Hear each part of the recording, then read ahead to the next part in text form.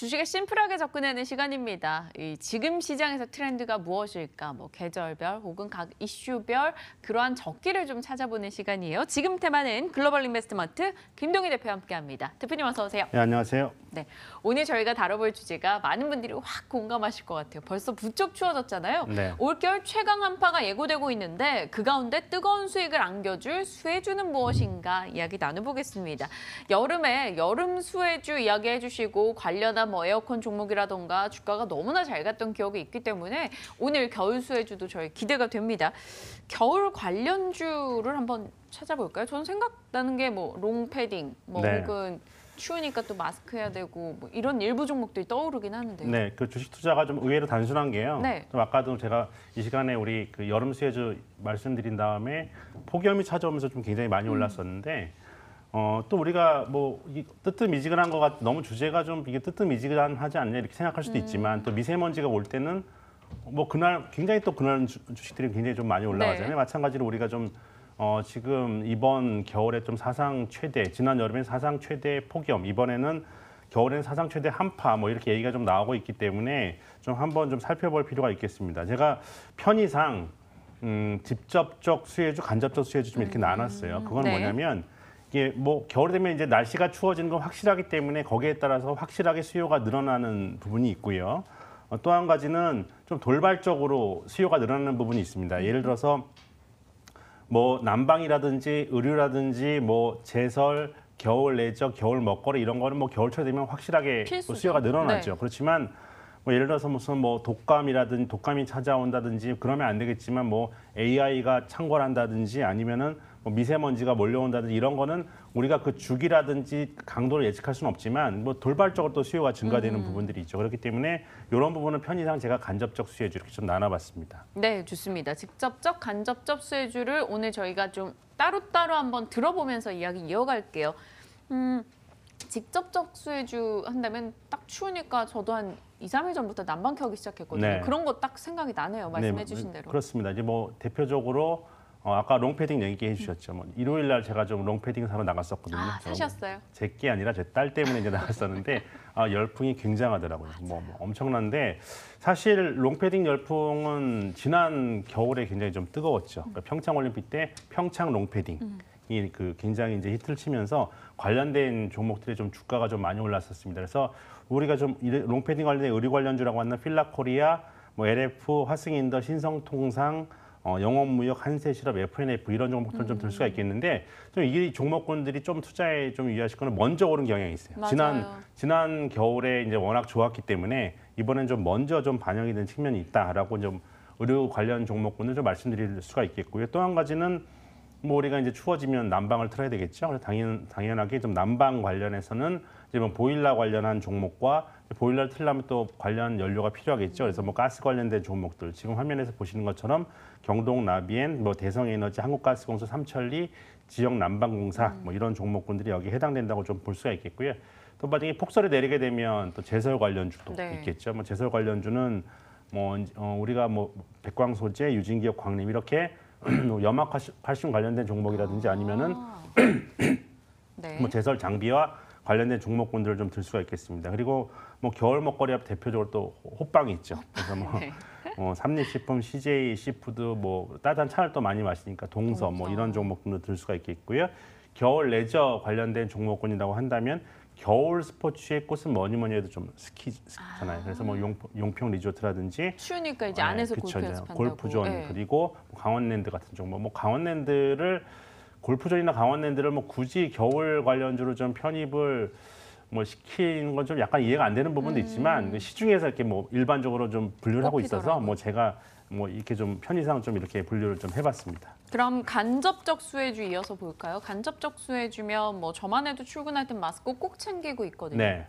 그래서 독감이 또 많이 또 유행을 하기 때문에 독감 관련주들을 들 수가 있겠고요. 독감 관련주라고 한다면 유한양행, 일양약품, 녹십자 같은 종목군들 대표적으로 있겠습니다. 그리고 아까도 말씀드렸지면 겨울 날씨가 추워지면 꼭 이제 한 번씩 창궐하는 게 이제 조류독감, AI죠. 그래서 지난번에도 이제 어느 지역에서 분변이 좀 나왔다 이런 우려도 좀 있었습니다. 창궐을 하면 안 되겠지만 어찌됐든 간에 좀 관심을 두고 볼 만한 종목은 이제 파루 중앙백신, 제일바이오, 진원생명과학 같은 종목이 있겠고요. 또 미세먼지가 또 겨울철 되면 또 중국 쪽에서 많이 몰려오죠. 그러면서 크린앤사이언 같은 경우는 뭐 대표적인 종목이 되겠고요. 유닉스, 웰크론, 코웨이, 성창, 오토텍. 오늘 같은 경우도 뭐 이런 종목군이 좀 많이 올라오고 있는 그러한 상황입니다. 네, 일단 직접적인 수혜주와 간접적인 수혜주를 쭉 한번 분류를 해봤는데요. 뭐 이들 종목이 반드시 겨울에 오를 것이다가 아니라 관련해서 이슈가 좀 주목될 때 한 번쯤 들여다볼 수 있다는 겁니다. 그런데 막상 이렇게 종목 얘기를 쭉 나열하고 나니까 저는 좀 고민이 돼요. 의료 관련주는 이미 좀 선반영된 경향, 최근에 주가 변동이 좀 심해진 움직임도 있고요. 뭐 독감 백신 관련주는 유한양행, 최근에 실적 쇼크에 주가가 크게 떨어지기도 했고요. 좀 걱정스러운 종목들이 곳곳에서 눈에 띄긴 하거든요. 네. 이 중에서 좀 탑픽으로 좀 안정적으로 바라볼 만한 종목이 있을까요? 제가 좋은 종목이 있으니까 뭐 이 시간에 이렇게 주제를 잡았겠죠. 그렇겠죠. 제가 제일 중요시하는 게 항상 여러분한테 말씀드리는 게 저평가된 종목입니다. 그러니까 저평가된 상태에 있어야지 펀더멘탈이 대비해서 저평가된 상태에 있고 지금 가격이 저렴해야지만 뭐 시청자 여러분들이 만약에 이렇게 투자를 하신다 하더라도 이게 뭐 쉽게 그 가격이 설사 그 자리 떨어진다 하더라도 이제 쉽게 회복이 될 수 있는 부분들이죠. 근데 제가 오늘 겨울 관련주 중에서 탑픽으로 잡은 종목은 그야말로 진짜 저평가가 돼도 너무 저평가된 상태다라고 좀 말씀드릴 종목인데요. 제가 오늘 탑픽 종목으로 가져나온 종목은 용평 리조트라는 종목입니다. 네. 이 용평 리조트는 정말 어떻게 본다면 좀 팔방미인 같은 종목인데 지금 가격이 역사적 저평가 수준이에요. 그러니까 52주 신저가가 아니라 역사적 신저가 수준입니다. 그래서 지금 싸도 너무 싸다라는 그러한 상태고요. 작년 겨울에 12,000원, 13,000원 했던 종목인데 아이고야, 네. 지금 뭐 오늘 5,300원, 가격이 네. 5,300원 정도 수준에서 왔다 갔다 하고 있는 상태니까 뭐 주가가 굉장히 좀 싼 상태다라고 좀 볼 수 있겠고 지금 뭐 전혀 무리가 없는 상태다라고 좀 볼 수 있게 내용을 좀 보면 내용이 좀 너무 좋습니다. 아까 제가 그 말씀드렸지만 뭐 겨울 관련주의 뭐 꽃이라고 할 수 있는 종목이죠. 사실 뭐 이 그 스키장 관련 사업을 영위하고 있기 때문에 그래서 겨울철이 되면 뭐 실적이 뭐 굉장히 좋습니다. 지난 1분기 같은 경우만 하더라도 실적이 영업이익률은 35%가 나왔어요. 그러니까 코스피 종목 가운데서 탑5 안에 들어가는 종목입니다. 그러니까 내용도 굉장히 좀 좋고요. 겨울철에 관련해서 실적이 뭐 대폭 호전되는 겨울철 관련주이지만 또 한 가지 제가 강조드리고 싶은 거는 지금 우리나라의 그 성장 동력을 확보할 수 있는 섹터로 들려면 보통 바이오를 얘기 많이 하잖아요.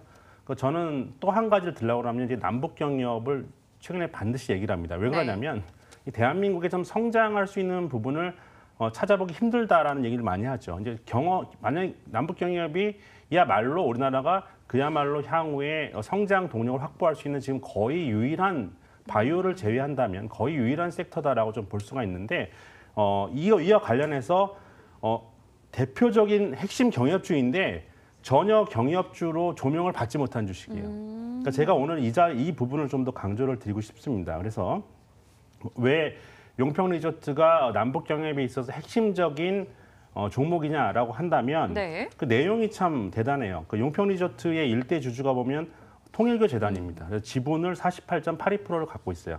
그래서 통일교 재단 같은 경우는 국내에 잘 아시겠지만 13개 정도의 계열사를 거느리고 있는데 이들이 가진 자산만 해도 한 1조 7천억 원 정도 됩니다. 근데 이 중 이제 상장사 같은 경우에 본다면 일신석재가 있고요, 일성건설 같은 종목이 있는데 이 두 종목은 대북주로 분류되면서 주가가 2배 이상 급등했던 경험도 있어요. 근데 용평 리조트는 뭐 전혀 움직인 게 없고요. 통일교 재단 같은 경우에는 지금 북한의 평화자동차 그리고 보통강 호텔 이런 현지 법인만 7개 이상 운영했던 그런 경험이 있습니다. 그래서 어느 정도 이제 북한과 그 관계가 친밀하냐면 2012년도에 문선명 총재가 사망했을 당시에 김정은 위원장이 조전을 보냈고요. 그리고 아들을 초청해서 직접 조화를 전달한 사실이 있습니다. 그러니까 그만큼 북한과의 관계가 얼마만큼 친밀한가를 잘 보여주고 있는 그런 상태고 용평 리조트 당사자도 지난 6월 달 이후에 뭐 콘도나 리조트를 개발하는 사업 북한을 통해서 이걸 통해서 북한의 진출을 검토하고 있다라고 밝혔는데 이제 북한 같은 경우에는 최근에 이제 김정은 위원장이 가장 크게 관심을 보이는 부분이 뭐냐면 마신령 스키장도 있었고 또 원산 갈마지구도 있잖아요. 네. 지금 굉장히 뭐 현지 시찰도 하고 빨리 이제 그 완공을 해라라고 이렇게 좀 다그치기도 하고 이렇게 좀 북한의 핵심 사업으로 이제 자리 잡고 있는 부분들이 바로 이 그 마신령 스키장 그리고 뭐 원산 갈마의 해안 관광지구죠.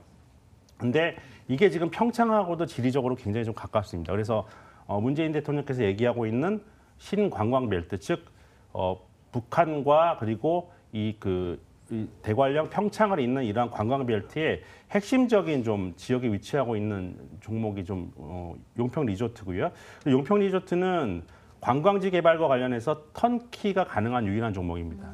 뭐냐면 설계, 시공, 운영 이 다 능력이 있는 이런 회사죠. 네. 그러니까 이제 북한의 그 턴키 방식으로 관광지를 개발할 수 있는 능력을 보유한 거의 유일한 종목이다라고 좀 보시면 돼요. 그러니까 이게 뜬구름 잡는 얘기가 아니라 과거부터 계속 북한과 이런 관련된 사업을 진행해 왔던 이런 히스토리가 있는 종목이고 내용이 있는 종목이고 현재 용평 리조트 자체도 지금 북한 진출에 대해서 기회만 되면 이제 그것 가서 이제 경협을 하고자 하는 의지가 뭐 상당한 상태다라고 좀 볼 수 있겠고 뭐 파주에 뭐 창고만 갖고 있더라도 뭐 DMZ 관련 주다 뭐다 이렇게 분류가 되는 이런 상황이잖아요. 근데 실질적으로 용평 리조트 같은 경우는 파주에 어마어마한 토지를 보유를 하고 있습니다. 그래서 뭐 DMZ 개발의 수혜주이기도 하고요. 그리고 용평 리조트 약간 저평가돼 있는 상태다라고 좀 말씀드렸는데 지금 PBR이 지금 주가 대비해서 0.6배예요. 그러니까 떨어져도 너무 지금 코스피가 뭐 1배 미만이다, 뭐 0.8이다, 뭐 이런 얘기를 많이 하는데 이 0.6이니까 너무 이 저평가, 자산가치 대비해서 저평가돼도 너무나 저평가 상태다. 그리고 아까도 말씀드렸지만 겨울철에 실적이 되게 좋아요. 좋아질 수밖에 없겠죠. 그래서 지난 1분기에 어닝 서프라이즈를 기록하면서 영업이익률이 35%입니다. 무려. 그러니까 무슨 뭐 반도체 기업도 아니고 바이오 기업도 아닌데 35%의 영업이익률. 코스피 전체 기업 중에 5위를 기록한 그런 기업이고 그 비교할 만한 기업이 이제 보통 경협주 중에서 이제 그 관광 사업을 통해서 비교할 만한 기업이 거의 없는데 아난티가 있잖아요. 아난티 정도 생각이 나네요. 아난티가 한 시가총액이 한 7,200억 정도 돼요. 근데 용평 리조트 같은 경우는 2,400억입니다. 그러니까 3배 이상 지금 벌어진 상태. 돈도 잘 벌어들이는 기업이 3배 이상 지금 벌어진 상황이고 이것을 또 객관적으로 이제 증명할 수 있는 게 키움증권 같은 경우에는 이 용평 리조트를 커버리지를 게시하면서 목표 주가를 12,000원을 제시했었습니다. 근데 지금 뭐 주가가 5,000원대니까 뭐 너무 매력적인 그러한 저평가 상태죠. 물론 지금 주가가 많이 떨어지다 시장이 많이 이제 급락하다 보니까 매력적인 종목이 많지만 이 단지 매력만 갖고 있는 게 아니라 여기서 성장성 앞으로 얼마만큼 좀 커갈 수 있는 성장성이 있어요. 주식이라는 거는 가슴이 좀 벌렁벌렁 뛸 때 이렇게 자주 말씀드리지만 많이 올라가는 거잖아요. 그러니까 뻔히 이제 뭐 하이닉스라든지 이런 종목이 내용도 좋지만 주가 못 올라가고 있는 게 또 다른 뭐 진짜 우리가 뭐 가슴이 두근두근 할 수 있는 요소가 지금 많이 없기 때문에 그런 측면이 있는데 이 종목은 그런 매력을 다 갖고 있는 상태다라고 좀 볼 수가 있겠습니다. 어디까지나 너무너무나 저평가되어 있는 상태다라는 부분이고 지금 상장 이후에 역사적 저평가다라는 이런 부분들이 가격적인 메리트가 충분한 상태다라고 좀 볼 수 있겠고요. 외국인들도 최근에 이제 바닥권에서 계속 입지를 하고 있어요. 그래서 지금 상황에서 이제 주가의 뭐 장기적으로는 뭐 아까 말씀드린 뭐 여러 가지 증권사 목표 주가 이런 걸 좀 참고하시면 되겠지만 단기적인 가이던스를 제시해 드린다면 목표가는 7,000원, 손절가는 4,500원 정도 수준을 말씀드리도록 하겠습니다. 가슴이 벌렁벌렁해지는 종목에 관심을 갖자 얘기해 주셨는데 그런 것 치고 목표가가 좀 낮지 않나요? 5,000원 제가 말씀드리는 거는 이제 단기적인. 그러니까 지난번에 제가 우리가 꿈은 이렇게 좀 크게 갔더라도 주식하시는 분들 시청자 여러분들 땅은 발에도 있고 있잖아요. 그러니까 지금 단기적인 저항대가 7,000원이라는 이런 거를 제가 전제를 말씀드렸죠. 네. 그래서 말씀드리고 좀 멀리 보시는 분들은 이제 증권사에서 커버리지를 게시했기 때문에 뭐 목표가 10,000원, 12,000원 하는 그 리포트를 잘 읽어보시고 대응을 하시라라는 말씀을 드리겠습니다. 오늘 겨울 테마주로 이야기를 꺼내주셨지만 겨울 테마의 탈을 쓴 남북 경협에서도 충분히 매력도를 가지고 있는 종목이다. 용평 리조트 이야기해 주셨습니다. 이야기 들어보니까 저도 가슴이 좀 벌렁벌렁한 느낌이 들고요. 앞으로 추이가 어떻게 진행이 될지 너무나 궁금해집니다. 저희 지켜보면서 AS까지 계속 도와드리도록 할게요. 지금 테마는 오늘 글로벌 인베스트먼트 김동희 대표와 함께했습니다. 대표님 고맙습니다. 감사합니다.